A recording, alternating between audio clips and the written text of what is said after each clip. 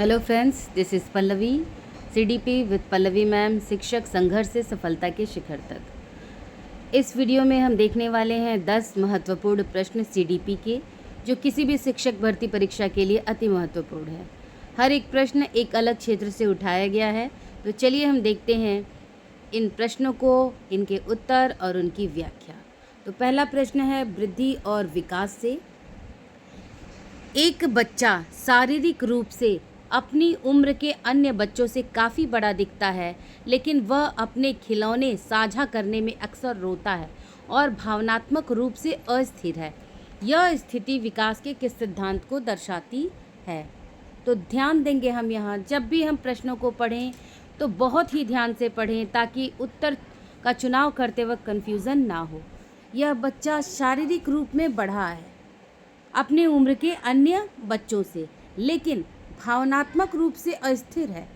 भावनात्मक रूप से इसकी मैच्योरिटी उतनी नहीं है जितनी कि शारीरिक रूप से, यानी फिज़िकली ये इसका जो ग्रोथ है और यहाँ पे जो इसके इमोशनल डेवलपमेंट में, दोनों में जो रेशियो है वो एक जैसा नहीं है। तो अब हम देखते हैं अपने ऑप्शंस को। विकास एक समान गति से होता है, इससे इस प्रश्न का कोई लेना देना नहीं है। विकास के विभिन्न आयाम एक दूसरे से स्वतंत्र और अलग अलग गति से विकसित होते हैं। प्रश्न का यही सही उत्तर होगा। हम अन्य विकल्पों को भी देख लेते हैं। विकास केवल आनुवांशिकता का परिणाम है, ये भी गलत है। विकास एक सतत प्रक्रिया नहीं है, यह भी एक गलत है। यहाँ हमारा सही उत्तर है जो हमारे प्रश्न को मैच करता है, वह है बी। विकास के विभिन्न आयाम एक दूसरे से स्वतंत्र और अलग अलग गति से विकसित हो सकते हैं। कोई ज़रूरी नहीं है कि एक डेवलपमेंट जिस तेज़ी से हो रहा है, जैसे कि शारीरिक, वैसे ही भावनात्मक या मानसिक विकास भी उसी तीव्र गति से हो। तो हम प्रश्नों के हिसाब से ही उत्तर का चयन करेंगे। चलिए हम बढ़ते हैं अपने नेक्स्ट क्वेश्चन नंबर 2 पर। अगला प्रश्न है विकास के नियम से। एक शिक्षिका देखती है कि रवि ने पहले पूरे हाथ से चीज़ों को पकड़ना सीखा और बाद में अपनी उंगलियों से पेंसिल को सूक्ष्मता से पकड़ना सीखा। यह विकास के किस नियम का सटीक उदाहरण है? हम ध्यान देंगे, सबसे पहले पूरे हाथ पर नियंत्रण, उसके बाद उंगलियों पर नियंत्रण, यानी कि फाइन मोटर स्किल्स। तो जो ऑप्शन होंगे हम जानते हैं, इसमें मस्तिष्कोद्यमिकी यानी कि शेफलो-क्याडल लॉ, एकीकरण का सिद्धांत, समीप दूरस्थ यानी प्रॉक्सिमो-डिस्टल लॉ, या फिर निरंतरता का सिद्धांत। तो यह नियम है आपका केंद्र से दूर जो विकास होता है उसका नियम होगा, यानी कि समीप दूरस्थ नियम, प्रॉक्सिमो-डिस्टल लॉ, जिसमें व्यक्ति पहले केंद्र के स्थित जो होता है उस पर नियंत्रण सीखता है, फिर धीरे धीरे उससे जो दूर होता जाता है, जैसे कि हाथ और फिर उंगलियां, तो उन पर नियंत्रण करना सीखता है। तो यह इसका सही उत्तर होगा, समीप दूरस्थ नियम। अगर आपको प्रश्नावली अच्छी लगे तो लाइक, शेयर, कमेंट ज़रूर करें। पहली बार मेरे चैनल को देख रहे हैं तो सब्सक्राइब भी ज़रूर करें। फेसबुक पर मेरे बहुत सारे वीडियोज़ हैं, आप अगर मुझे फेसबुक पर फॉलो करते हैं तो कृपया करके यहाँ यूट्यूब पर भी मेरे वीडियोस को लाइक, शेयर, कमेंट ज़रूर करें। चलिए हम देखते हैं अगला प्रश्न। एक बच्ची सोचती है कि सूरज इसलिए डूबता है क्योंकि वह थक गया है और वह सोने जा रहा है। पियाजे के संज्ञानात्मक विकास के सिद्धांत के अनुसार यह किस अवस्था की विशेषता है और इसे क्या कहते हैं? जैसा कि हम प्रश्न में देख रहे हैं कि सूरज इसलिए डूबता है क्योंकि वह थक गया है, यानी कि सूरज को वह सजीव समझ रही है। सिंपल सा हमें उत्तर प्रश्न में ही मिल गया है कि जब बच्चा किसी निर्जीव चीज़ को सजीव समझता है तो वह जीववाद का नियम है, पियाजे के संज्ञानात्मक विकास के सिद्धांत के अनुसार। और जीववाद किस अवस्था में होता है? जीववाद जो होता है वह बच्चे की मूर्त संक्रियात्मक अवस्था से पूर्व की जो आपकी पूर्व संक्रियात्मक अवस्था है, इसी में जीववाद का गुण विकसित होता है। हमारा उत्तर होगा पूर्व संक्रियात्मक अवस्था, जीववाद। संवेदी गामक अवस्था जो होती है, इसके खत्म होते होते बच्चा जो होता है वह यह समझ जाता है, वस्तु स्थायित्व का नियम विकसित हो जाता है, जबकि इसके अगले चरण पूर्व संक्रियात्मक अवस्था में बच्चा सजीव समझने लगता है निर्जीव वस्तुओं को भी। आगे चलते हैं हम अपने अगले प्रश्न की ओर। अगला प्रश्न है लीव वाइगॉत्स्की से। एक बच्चा कठिन पहेली सुलझाते समय खुद से बड़बड़ाता है, यह नीला टुकड़ा यहाँ नहीं यहाँ जाएगा। वाइगॉत्स्की के अनुसार निजी भाषण क्या दर्शाता है? लेव वाइगॉत्स्की का जो सामाजिक सांस्कृतिक सिद्धांत है, जिसमें वो मानते हैं कि बच्चे की जो भाषा है और उस भाषा में भी जिसमें उन्होंने प्राइवेट स्पीच की बात की है, निजी भाषण की बात की है, वो बच्चे द्वारा स्वयं को निर्देशित या नियमित करने का एक तरीका है। तो हम जाएंगे सी के साथ, अपने स्वयं के कार्यों को निर्देशित और नियमित करने का एक तरीका। जबकि अन्य विकल्प जो दिए गए हैं उसमें इसे आत्मकेंद्रित और अपरिपक्व व्यवहार मानते हैं। ये पियाजे की सोच है, लेकिन हमें उत्तर लेव वाइगॉत्स्की के संदर्भ में देना है, तो हमारा ऑप्शन सी सही होगा। संज्ञानात्मक अपरिपक्वता का संकेत, दूसरों का ध्यान खींचने की रणनीति, ये सब विकल्प सही नहीं है। अगला प्रश्न लॉरेंस कोहलबर्ग का जो नैतिक विकास का सिद्धांत है उससे है। एक छात्र परीक्षा में इसलिए नकल नहीं करता क्योंकि उसे डर है कि पकड़े जाने पर उसे स्कूल से निकाल दिया जाएगा और माता पिता से डांट पड़ेगी। अब यहाँ ध्यान देना है हमें, उसे डर है, डर। कोहलबर्ग के अनुसार वह नैतिक विकास के किस स्तर पर है?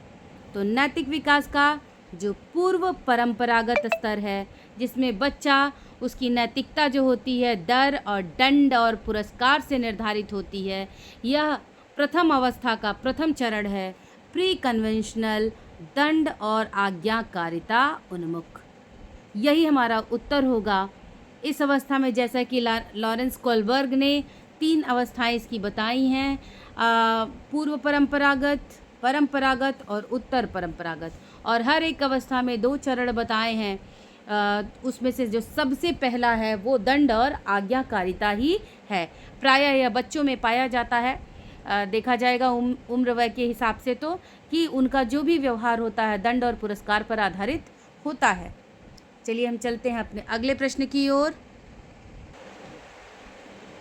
अगला प्रश्न है नोआम चोम्स्की का जो सिद्धांत है उससे। चोम्स्की के अनुसार बच्चे भाषा के जटिल नियम खुद ही समझ लेते हैं क्योंकि उनके पास एक जन्मजात क्षमता होती है। उनका यह विचार मुख्य रूप से किस अवधारणा पर आधारित है? नोआम चोम्स्की का जो लैंग्वेज डेवलपमेंट या भाषाई विकास का जो इनका सिद्धांत है उसमें उन्होंने बताया है कि बच्चों में एक जन्मजात ग्रामर होता है, जिसके कारण वो जो उनकी मातृभाषा होती है उनको सिखानी नहीं पड़ती है, वो उसे फटाफट से सीख लेते हैं। यहाँ पे भाषा का अधिगम नहीं किया जाता है, अर्जन होता है, जैसा कि हम भाषा की पेडागोजी में पढ़ते हैं।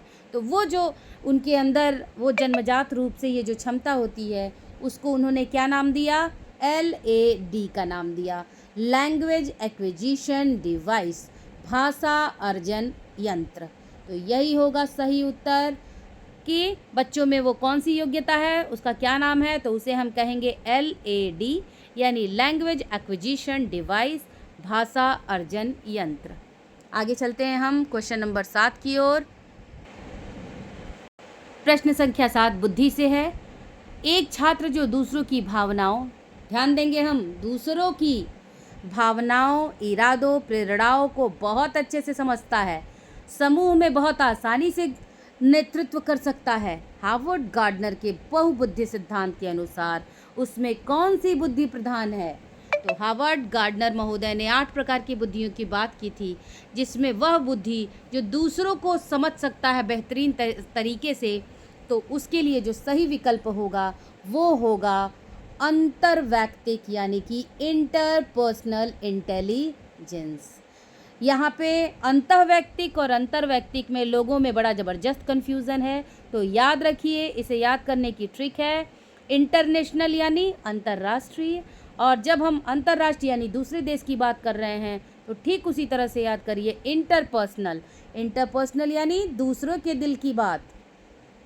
तो इसे इसी तरह से याद रखना है। इंटरपर्सनल यानी इंटरनेशनल, दूसरे के दिल की बात, और इंट्रा यानी खुद से, अंदर से, अपने स्व। चलिए हम बढ़ते हैं अब अपने अगले प्रश्न की ओर, जो कि है समावेशी शिक्षा से। एक समावेशी कक्षा में जहां विभिन्न पृष्ठभूमियों और क्षमताओं वाले बच्चे हैं, एक शिक्षक के लिए सबसे उपयुक्त दृष्टिकोण क्या होना चाहिए? ध्यान रखेंगे, प्रश्न को मैंने हमेशा बताया है, उत्तर देने से पहले प्रश्न को ध्यान से पढ़ लीजिए, तो हम प्रश्न को पढ़ते वक्त ही उसको क्रैक कर लेंगे। समावेशी कक्षा है, विभिन्न पृष्ठभूमि के बच्चे हैं, अधिगम अलग अलग क्षमताओं वाले बच्चे हैं, तो सबसे बेस्ट टीचर के लिए क्या होगा? सभी बच्चों के लिए एक समान कठोर पाठ्यक्रम कभी नहीं। प्रतिभाशाली बच्चों पर अधिक ध्यान ताकि स्कूल का परिणाम अच्छा बने कभी नहीं। इक्विटी सुनिश्चित करते हुए विभेदित अनुदेशन, विभेदित यानी अलग अलग। एक कक्षा समावेशी कक्षा जहां अलग अलग भिन्न भिन्न प्रकार के बालक हैं, तो वहां सब कुछ एक जैसा नहीं हो सकता। तो इक्विटी यानी कि समता सुनिश्चित करते हुए और हर एक बच्चे को उसके नीड के हिसाब से इंस्ट्रक्शन देना, यही बेस्ट तरीका होगा। अगला ऑप्शन मुझे पढ़ने की ज़रूरत भी नहीं है।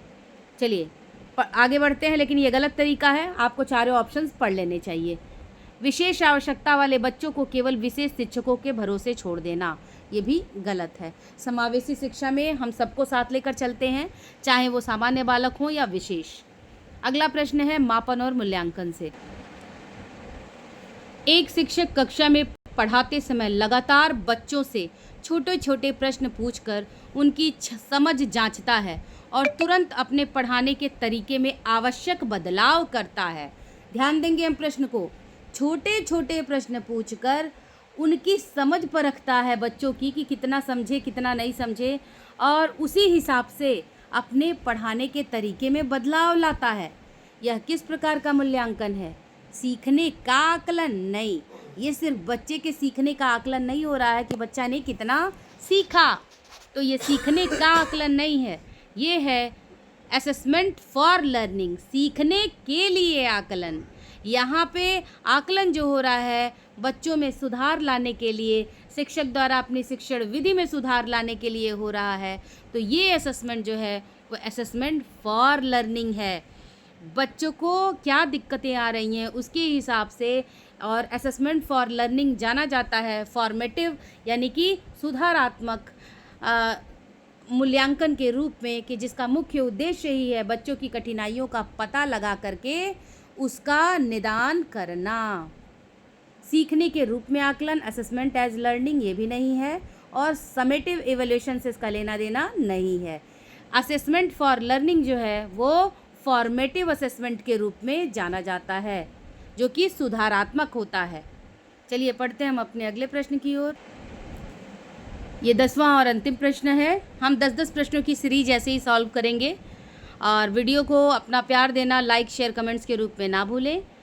मेरा जो यूट्यूब चैनल है शिक्षक संघर्ष विद पलश्री, इसको सब्सक्राइब करना ना भूलें।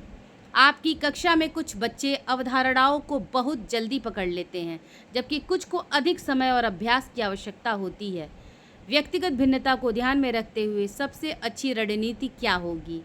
तो बच्चे में भाई एक तरह के क्लास में बच्चे तो होते नहीं हैं, अलग अलग भिन्न भिन्न प्रकार के, कोई जल्दी सीखता है, कोई कम सीखता है, तेज धीरे धीरे सीखता है।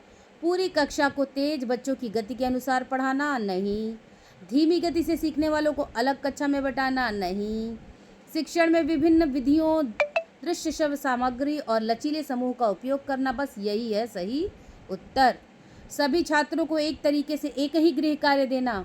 समावेशी कक्षा में याद रखिए सब कुछ एक जैसा नहीं होगा, क्योंकि एक कक्षा में अलग अलग प्रकार के बच्चे हैं, तो जाहिर सी बात है उनके अनुकूल शिक्षण सामग्री, शिक्षण विधि सब कुछ अनुकूलित होगी, जो कि व्यक्तिगत विभिन्नताओं पर आधारित होगी।